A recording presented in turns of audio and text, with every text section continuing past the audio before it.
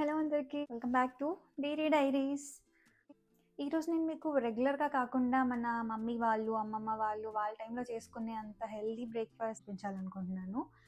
నేను రాగి ఇడ్లీ అండ్ దోస చేస్తున్నాను ఈరోజు. బిగినర్స్ కూడా చేసుకునే అంత ఈజీ ప్రాసెస్‌లో నేను ఈరోజు చూపించబోతున్నాను. మీలో ఎవరైనా మన ఛానల్ ఫస్ట్ టైం చూస్తున్నట్టయితే లైక్, షేర్, సబ్స్క్రైబ్ చేసుకోవడం మాత్రం మర్చిపోకండి. అండ్ కింద ఉన్న బెల్ ఐకాన్ ప్రెస్ చేయండి. ఎక్కువ ప్రాసెస్ లేకుండా ఈజీగా ఎలా చేసుకోవాలో చూసేద్దాం. పదండి వీడియోలోకి వెళ్ళిపోదాం.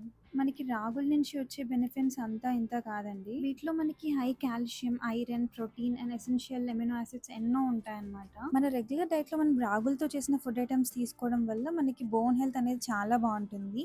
Bone health, weight loss. So ఈరోజు నేను మీకు రాగి దోశ అండ్ రాగి ఇడ్లీ చూపించబోతున్నాను.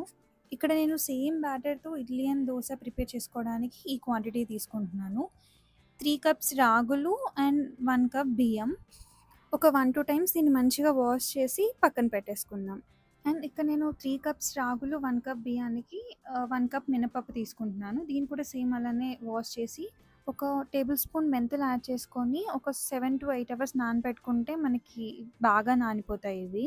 ఇక్కడ నేను మార్నింగ్ 11కి అలా నానబెట్టుకొని నైట్ 8-8:30 టైంకి పిండి రుబ్బుకుంటున్నాను. పిండి అనేది ఈ కన్సిస్టెన్సీలో రుబ్బుకొని ఓవర్ నైట్ నానబెట్టుకుంటే మనకి ఇలా పులుస్తుందనమాట. ఇలా పులిస్తే పిండి బాగా అయినట్టు.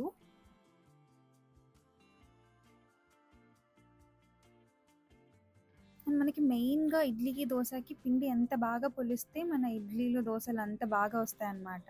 ఇలా ఇడ్లీ ప్లేట్స్‌కి నెయ్యి రాసి దీంట్లో బ్యాటర్ ఫిల్ చేసుకొని పెట్టేసుకుందాం.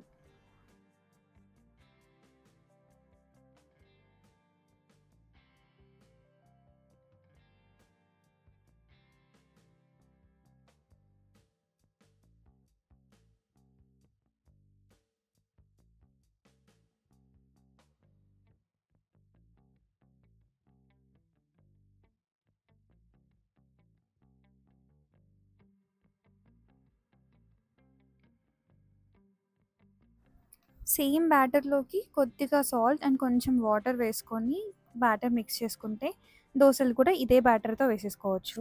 చూసారా ఇక్కడ దోస హోటల్ స్టైల్‌లో ఎంత బాగా వచ్చిందో.